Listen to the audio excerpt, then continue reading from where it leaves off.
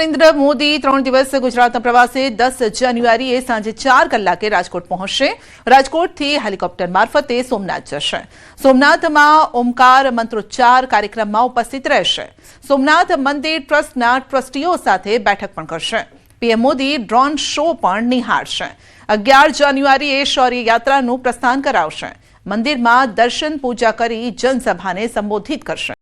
બપોરે રાજકોટની મારવાડી યુનિવર્સિટીમાં ટ્રેડ શોનું લોકાર્પણ કરશે। વાઇબ્રન્ટ ગુજરાત રિજનલ કોન્ફરન્સમાં હાજર રહેશે। સાંજે ગાંધીનગર ખાતે Mahatma Mandir metro station phase 2નું લોકાર્પણ કરશે। રાજભવન ખાતે રાત્રિ રોકાણ કરશે। 12 જાન્યુઆરીએ સવારે જર્મન કાઉન્સિલર સાથે સાબરમતી આશ્રમની મુલાકાત લેશે। અમદાવાદ ઇન્ટરનેશનલ કાઇટ ફેસ્ટિવલનું ઉદ્ઘાટન કરશે। ગાંધીનગર મહાત્મા મંદિર ખાતે જર્મની કાઉન્સિલર સાથે દ્વિપક્ષીય ચર્ચા થશે। વ્યૂહાત્મક ભાગીદારીમાં થયેલી પ્રગતિની સમીક્ષા કરશે। બપોરે અમદાવાદ એરપોર્ટથી દિલ્હી જવા રવાના થશે। સુરતમાં મેટ્રોની કામગીરીનો સ્થાનિકોએ કર્યો છે વિરોધ।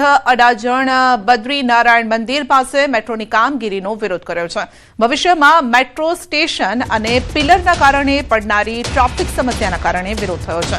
લોકોએ સાંસદ મુકેશ દલાલને રજૂઆત કરી। રજૂઆત બાદ સાંસદ મુકેશ દલાલે મેટ્રોના અધિકારીઓ સ્થાનિક લોકો સાથે સ્થળ મુલાકાત કરીને વાતચીત કરી।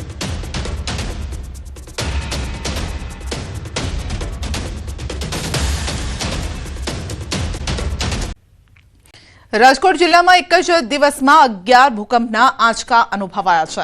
ઉપલેટા પંથકમાં ભૂકંપના આંચકા અનુભવાયા। રિક્ટર સ્કેલ પર 3.8ની તીવ્રતા નોંધાઈ છે। સવારે 6:19 અનુભવાયો ભૂકંપનો આંચકો। સવારે 1 જ કલાકમાં ભૂકંપના 6 આંચકા અનુભવાયા હતા। ભૂકંપની તીવ્રતા 2.7 થી 3.8 નોંધાઈ છે। તો ગઈકાલે પણ 3.3ની તીવ્રતાનો ભૂકંપ નોંધાયો હતો। ભૂકંપનું કેન્દ્ર બિંદુ ઉપલેટાથી 27 કિલોમીટર દૂર નોંધાયું। સતત ભૂકંપના આંચકા આવતા ધોરાજી પાલિકા અલર્ટ મોડ પર છે। અપડેટ મેળવીશું સંવાદદાતા મુનાફ પાસેથી। જી મુનાફ, એક જ દિવસમાં ભૂકંપના 11 આંચકા, લોકોમાં પણ ડર। બિલકુલ ચોક્કસ સંધ્યા, જે રીતે જેતપુર, ધોરાજી અને ઉપલેટા પંથકમાં આજે વહેલી સવારથી ધારાધોરણ શિશરો ચાલુ હતું। લોકોમાં ભારે ગભરાટ ફેલાયો હતો। ગાંધીનગરથી સ્થિત ઇન્સ્ટિટ્યૂટ ઓફ સિવિલ રિસર્ચના આઈએસ રિપોર્ટ મુજબ આજે વહેલી સવારથી સવારે 11:44 વાગ્યા સુધીમાં કુલ 11 જેટલા આંચકાઓ અનુભવ્યા હતા, જેમાં સવારે 6:19 કલાકે 3.8નો શક્તિશાળી આંચકો અનુભવ્યો હતો। લોકોએ ઊંઘમાંથી જાગીને ઘરની બહાર દોડી આવ્યા હતા।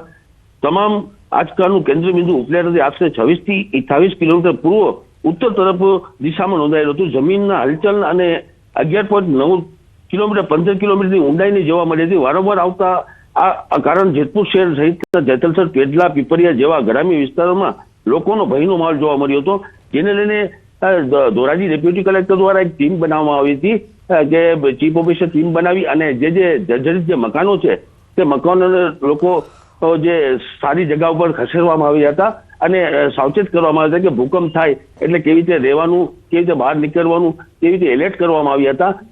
આજે પૂરી રાત જે ભૂકંપને લઈને લોકો ઊંઘમાંથી જાગી ગયા હતા અને બહાર દોડી ગયા હતા। એક તો ઠંડીનો મોસમ છે અને ઠંડીના હિસાબે લોકો બહાર બી ના જઈ શકે અને ઘરમાં ના જઈ શકે। ભૂકંપને લઈને એટલે બંને તરફથી મુસીબત આવી। મુનાફ, આપનો આભાર।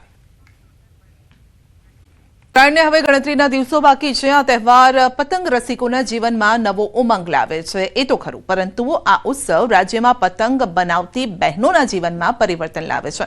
ગાંધીનગરના સેક્ટર 12માં 30 જેટલી બહેનો પતંગ બનાવવાની તાલીમ મેળવી રહી છે। આ તાલીમથી તેઓ પતંગના વેચાણના બજારમાં વધુ નફો પ્રાપ્ત કરી શકશે। 1 મહિનાની પતંગ બનાવવાની તાલીમ દરમિયાન મહિલાઓને 4,500નું સ્ટાઇપેન્ડ આપવામાં આવે છે।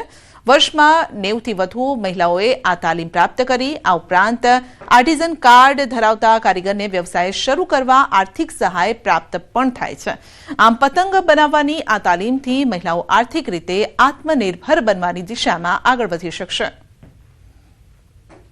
પતંગ દ્વારા અમે ટ્રેનિંગ લઈને પછી આગળ શીખીશું અને આવતા વર્ષે બી અમે આની ટ્રેનિંગ લીધા પછી અમે પતંગ બનાવીશું અને સોશિયલ મીડિયા દ્વારા પછી વોટ્સઅપ દ્વારા પતંગ બનાવીને તે ગ્રુપમાં નાખીશું। તે દ્વારા પછી આપણે તેની વેચાણ કરી શકીશું। પતંગ બનાવવાથી અમને ઘણું બધું જાણવા મળ્યું છે કે કઈ રીતે એના કાગળ બને છે, કેટલામાં આવે છે, એ બધું અમને મેડમે શીખવાડ્યું છે. અને પતંગ બનાવે અમને બહુ સરસ લાગ્યું. અમે બીજી પણ બહેનોને આવું ઘણું બધું શીખવાડીશું. બહેનોને ઘરે પોતાના ગ્રુપ વાઇઝ કાં તો કોઈ સખી મંડળ કંઈ ચલાવતા હોય તો એ રીતે ગ્રુપની અંદર બહેનો પોતાની રોજગારી માટે આ પતંગો બનાવી માર્કેટિંગ બી કરતા હોય છે. અને એના માટે ગવર્મેન્ટ સરકારી ખાતામાંથી બહેનોને પોતાનું આર્ટિઝન કાર્ડ બનાવવામાં આવે છે. જેના બહેનો આના એક કારીગર છે એના માટે બહેનોને આર્ટિઝન કાર્ડની પણ વ્યવસ્થા અહીંયાથી કરવામાં આવે છે. એના ફોર્મ ભરી આપવામાં આવે છે.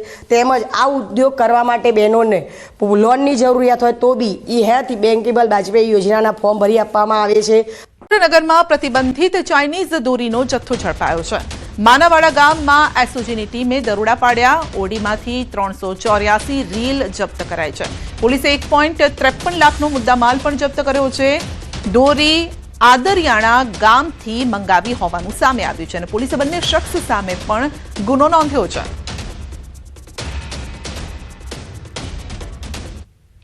આણંદ જિલ્લાના ખંભાત શહેરના પતંગ અને દોરી ખૂબ જ પ્રખ્યાત છે. ઉત્તરાયણના પર્વને ગણતરીના દિવસો બાકી છે. પતંગ રસિકો દોરી પીવડાવવા માટે પહોંચી રહ્યા છે અને આ વખતે ઉત્તરાયણ થોડી મોંઘી પણ સાબિત થશે, કારણ કે આ વર્ષે દોરી અને જે દોરી પીવડાવવાનો જે ખર્ચ હોય છે તેમાં 20%નો વધારો થયો છે. રો મટીરિયલના ભાવ પણ વધ્યા છે અને દોરી પીવડાવવાનું જે કામ છે તે કરતાં કારીગરો જે કામ કરી રહ્યા છે તેમની મજૂરી વધી છે, જેથી આ વર્ષે ખંભાતમાં દોરી 20% જેટલી મોંઘી થઈ છે. છતાં પતંગ રસિયાઓ જણાવી રહ્યા છે કે ભાવ તો વધ્યા છે, પરંતુ શોખ છે અને વર્ષમાં એક જ વખત આ ઉત્સવ આવે છે, આ પ્રસંગ આવે છે, તહેવાર આવે છે, માટે તે મનાવવો પણ જરૂરી છે. આ ફેરી દોરીમાં મટીરિયલમાં પૈસા વધ્યા છે, પીવડાવવાના પૈસા વધ્યા છે, પછી માલ મટીરિયલના પૈસા વધ્યા છે, કારીગરોના રોજ વધ્યા છે. આ બધું મળીને આ ફેરી ઉત્તરાયણ થોડી મોંઘી પડશે. આ વર્ષે માર્કેટમાં કાચી દોરી અને રો મટીરિયલ્સનો ભાવ વધવાથી અહીંયા દોરી પણ થોડી મોંઘી છે, પણ આપણને શોખ છે એટલે શોખ પૂરો કરવા માટે આ વસ્તુ આપણે ભોગવવી પડે છે. આ ફેરી પતંગ થોડીક ને દોરી પણ થોડીક મોંઘી છે. રો મટીરિયલ્સના ભાવ વધારે છે, એના કારણે પતંગ દોરી બધું મોંઘું છે. પણ શું કરવું પડે? લાવવું તો પડે જ અને ઉત્તરાયણ થોડી મોંઘી પડશે. બનાસકાંઠાના દાંતામાં ડમ્પર પલટી જતા અકસ્માત સર્જાયો છે. ભીમાડ નજીક કપચી ભરેલા ડમ્પરને અકસ્માત નડ્યો છે. ચાલકે સ્ટીયરિંગ પરથી કાબુ ગુમાવતા અકસ્માત સર્જાયો. સદનસીબે ઘટનામાં કોઈ જાનહાનિ નથી થઈ.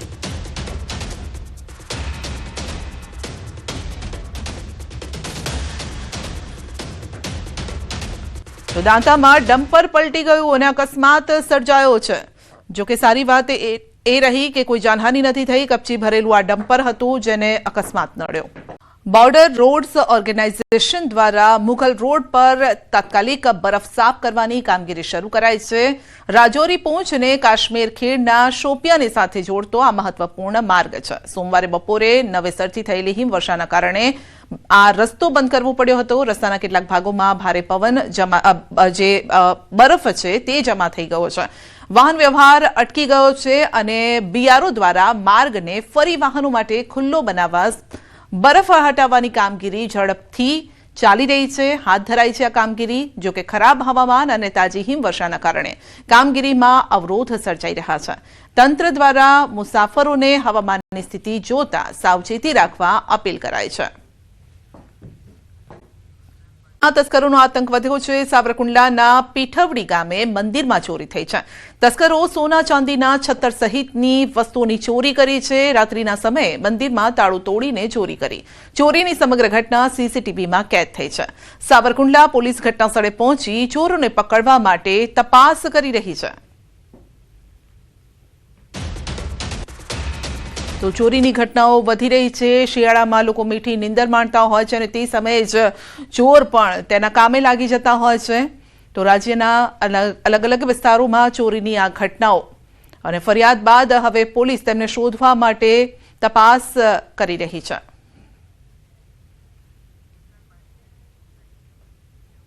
ભાવનગર લોકલ ક્રાઇમ બ્રાન્ચ પોલીસને ગુજરાતના 2 શહેરોમાં દુકાનોને ટાર્ગેટ કરીને ચોરી કરનારા શખ્સોને ઝડપી પાડવામાં સફળતા મળી છે. રાત્રે દુકાનોના તાળા તોડી ચોરી કરી અને દિવસે વેપારી બની ચોરીનો માલ પણ વેચતા 2 શાતીર ચોરોને ઝડપી પાડ્યા છે.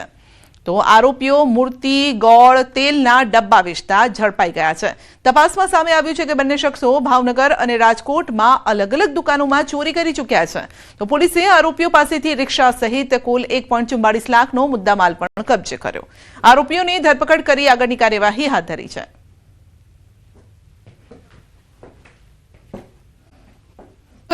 તસ્કરો પણ બેફામ બન્યા છે. અમદાવાદમાં સોના ચાંદીની દુકાનમાં કરી છે ચોરી. હાટકેશ્વરમાં સોના ચાંદીની દુકાનમાં ચોરી કરી છે. દુકાનની દિવાલ તોડીને ચોરી કરી હતી. તસ્કરોએ દુકાનમાં ચોરીને અંજામ આપ્યો. જ્વેલર્સ દુકાન ખોલતા ચોરી થઈ હોવાનું તેને જાણવા મળ્યું. અમરાઈવાડી પોલીસે ચોરીની ઘટના અંગે તપાસ હાથ ધરી છે. રાજકોટમાં રખડતા શ્વાનનો આતંક. જૂની મહેશ્વરી સોસાયટીમાં શ્વાનનો આતંક જોવા મળ્યો. બાળકોની પાછળ પડતા શ્વાનના સીસીટીવી સામે આવ્યા. વાહનોને નુકસાન પહોંચાડતા શ્વાન સીસીટીવીમાં કેદ થયા છે. મહેશ્વરી સોસાયટીના સીસીટીવીમાં જોવા મળી રહ્યું છે. શહેરની જૂની મહેશ્વરી સોસાયટીમાં રખડતા શ્વાનનો આતંક છે. શ્વાન શેરીમાંથી નીકળતા નાના બાળકો પાછળ કરડવા દોડે છે. શ્વાન સ્થાનિકોની ગાડીઓમાં પણ નુકસાન પહોંચાડે છે. રાજકોટ મનપામાં સ્થાનિકો દ્વારા ફરિયાદ કરી હોવા છતાં પણ કોઈ કાર્યવાહી નથી થતી. તો ક્યાંક રખડતા ઢોર હોય કે પછી શ્વાન હોય, લોકોના જીવના દુશ્મન બની રહ્યા છે.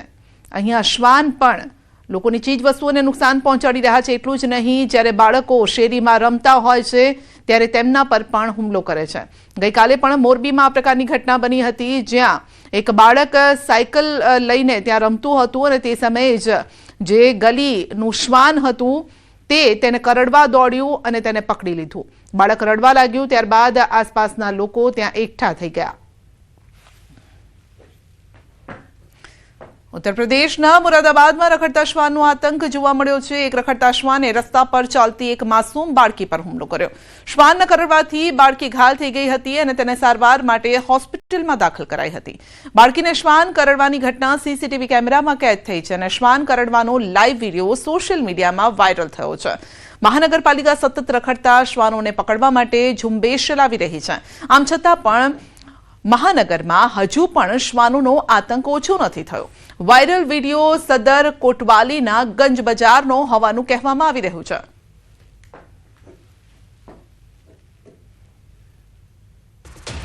દ્વારકામાં આખલાએ આતંક મચાવ્યો છે. ખંભાળિયા તાલુકાના સલાયા ગામે આખલાનો આતંક. લગ્ન પ્રસંગમાં અચાનક આખલો ઘૂસી જતા નાસભાગ મચી ગઈ. નગરપાલિકા પાસે લગ્ન પ્રસંગમાં આખલો ઘૂસી જતા લોકોના જીવ તાળવે ચોંટ્યા. આખલાની અડફેટે આવતા 8 થી 10 લોકોને ઈજા પહોંચી અને તમામ ઈજાગ્રસ્તોને સલાયાની સરકારી હોસ્પિટલ ખસેડાયા, જેમાંથી એક ઈજાગ્રસ્તની હાલત લથડી ગઈ છે. તાત્કાલિક ખંભાળિયા હોસ્પિટલ રિફર કરાયો છે.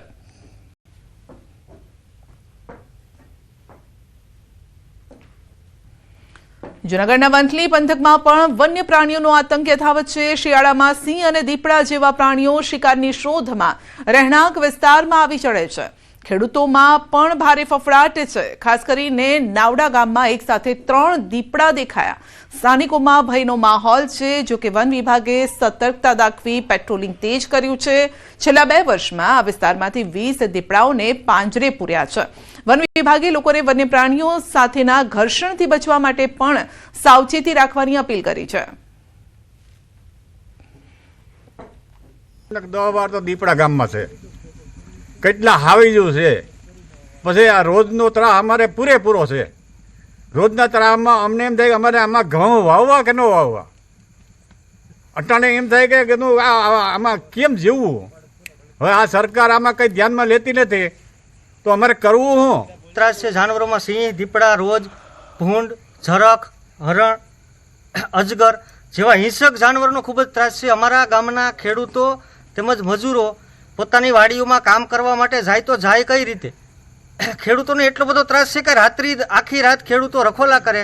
રખોલા કરવા પોતાની વાડીએ જાય માંડ કરીને, તો સિંહ અથવા દીપડો એને રસ્તામાં ભટકે તો પોતાના જીવને જોખમે પોતે માંડ રખોલા કરે ને પોતાના પાક બચાવે. આ વિસ્તારમાં જેમ દીપડાઓનો આતંકની જે આવી અમારી પાસે મેસેજ આવે છે એના અનુલક્ષમાં અમે સ્ટાફને સઘન પેટ્રોલિંગ ગોઠવેલું છે. સામાજિક તત્વોનો આતંક યથાવત છે. અમરાઈવાડીની કુખ્યાત સત્યા ગેંગે જાહેરમાં મચાવ્યો છે આતંક. અગાઉ દારૂની બાતમી આપ્યાનું વેર રાખીને હુમલો કર્યો છે. ફરિયાદીએ થોડા મહિના પહેલા સત્યાની દુકાન લીધી હતી અને દુકાનમાં દારૂ હોવાને લઈને ફરિયાદ કરી હતી. અમરાઈવાડી પોલીસ સ્ટેશને નોંધાવી હતી ફરિયાદ, જેની સત્યા ગેંગે અદાવત રાખી અને તેના સાગરીતો સાથે હુમલો કર્યો છે. તો હુમલાની સમગ્ર ઘટના સીસીટીવીમાં કેદ થઈ છે. વટવા જીઆઈડીસી પોલીસે માત્ર અરજી જ નોંધી હોવાનો આક્ષેપ પણ થઈ રહ્યો છે. વધુ અપડેટ મેળવીશું સંવાદદાતા ઋત્વિજ પાસેથી. જે ઋત્વિજ, સત્યા ગેંગનો આતંક. હજી વાત કરીએ તો આજે સમગ્ર જે મારામારી થઈ છે તેમાં ક્યાંક ને ક્યાંક ભાડુઆત અને મકાન માલિક છે તેઓ વચ્ચેની જે અદાવત હતી તેને લઈને મારામારી થઈ હોવાનું જાણવા મળી રહ્યું છે. એવી પણ હકીકત સામે કે જે ભોગ તેણે અંદર દુકાન અને એ દુકાન રિનોવેટ કરાવી હતી અને રિનોવેટ કરવાના જે પૈસા હતા લેતી હતી આપણે જે માલિક છે તે સાથે ચાલી રહી હતી. તો બીજી તરફ ક્યાંક ને સામે આવી છે કે આ જે ભોગ બનનાર છે તેણે જે આરોપી છે તેના વિરુદ્ધની અંદર અમરાઈવાડી પોલીસની અંદર એક જે દારૂને લઈને પોલીસને જાણ પણ કરી હતી કે જે આરોપી છે તે પોતે દારૂની હેરફેર કરતો, દારૂ પીતો હોય તેવી જાણ કરી હતી અને તેને લઈને પણ અદાવત રાખી હોવાનું હાલમાં જાણવા મળી રહ્યું છે. જોકે સમગ્ર ઘટનાને લઈને હાલમાં વટવા જીઆઈડીસી પોલીસ દ્વારા આ મામલે ફરિયાદ નોંધવાની તજવીજ શરૂ કરવામાં આવી છે. અરજી લઈને પોલીસ દ્વારા તપાસ કરવામાં આવી હતી, પરંતુ હવે ફરિયાદ નોંધવાની પણ તજવીજ પોલીસ દ્વારા કરવામાં આવી રહી છે. જી, આપનો આભાર. તો સત્યા ગેંગનો આતંક અને આપ જોઈ શકો છો ખુલ્લેઆમ મારામારી, ધમકી જેવી ઘટનાઓ બની રહી છે. आवाज उठाई बराबर, तो हमारे साथ ऐसा हो रहा है कि हमको घर भी मारने आ रहे हैं और 7 तारीख को फिर से मेरे को मारा है बराबर, क्योंकि हमने इनके खिलाफ आवाज उठाई और पुलिस की उनकी साठगांठ है. इसके लिए चल रहा, हम चाहते हैं कि इनके साथ आगे जो हमारे साथ हो रहा है वो आगे किसी गरीब के साथ या किसी के साथ ना होवे बराबर. इसलिए पुलिस इनका